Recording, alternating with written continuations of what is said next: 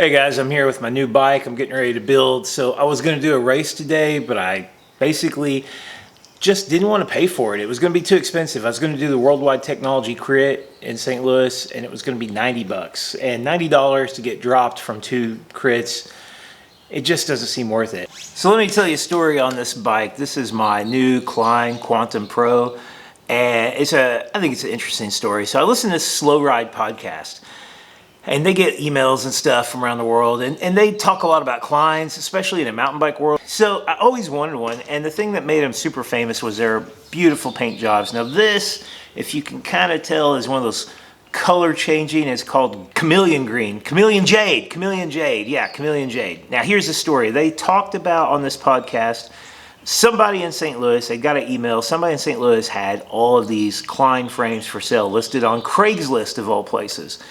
So since I live close to St. Louis, just an hour and a half away, I decided to check up Craigslist, and there they were. And this guy had 9 or so beautiful condition Klein Quantum frames. Quantum Race, Quantum Pro, and just regular Quantums in different colors. And he had years ranging from, I think, early 90s to early 2000s. So they thought this was fascinating, and, you know, they kind of made a little bit out of it.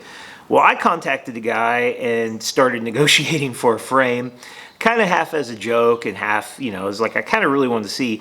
And this guy definitely wasn't going to like make any like super sweet deals. Like he was going to sell them for what they were worth. So eventually we were able to come to an agreement, and I bought this frame. Got this great Thompson seat post, got this cool quill stem, and I've been building it up from a mix of, you know, vintage and not vintage parts. Like I've got 8-speed Durace, but I also have a 10-speed Tigra hollow crank. So just a random mix of parts. And I'm pretty excited because I'm going to ride this today. In fact, I'm going to take it to our club group ride today.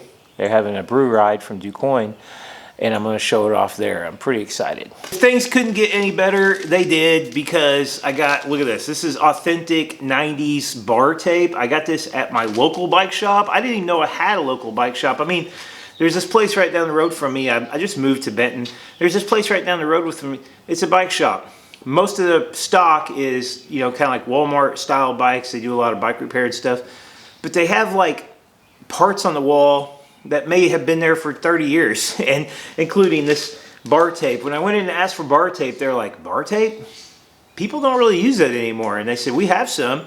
$5. I bought 2 rolls of this. Look at this. This is like that fat wrap style bar tape. It's going to be so exciting to wrap this on these bars. Really stoked. We got 4. Oh, all right. Ding dong. However, well, we've already dropped Donnie. He couldn't handle the pace. Take a minute. Let's take a minute and observe the chameleon paint.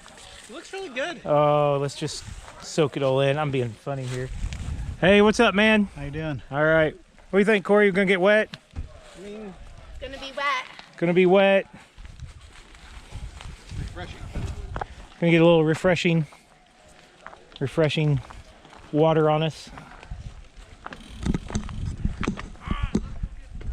You're gonna have the pearlescent paint. Couldn't bring the bread in your pocket. No, it'd melt. I couldn't take the bread with me. They had to give it to some locals.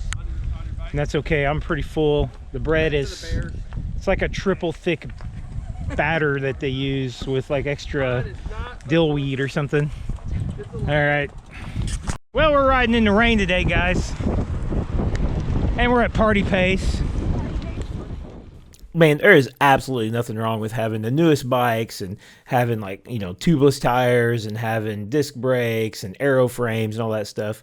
But the truth is, you don't need anything more than a decent bike, and you can get a lot of bike for your money when you buy something like used like this. You know, if you can buy like an older bike, 8-speed, 9-speed, 10-speed, I guess 11 speed's even kind of outdated now.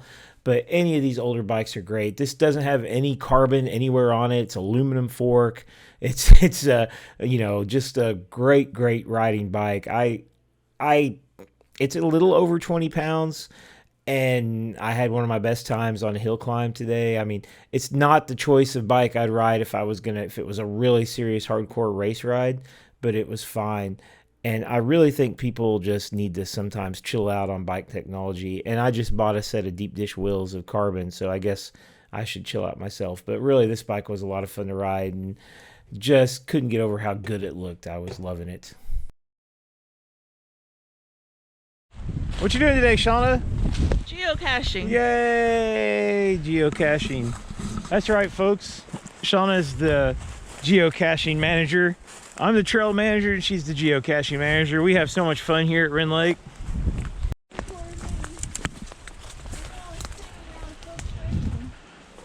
Are we there yet? No. Are we gonna find this geocache? Yes. Are you sure? Chicken wings. Pork and beans. No.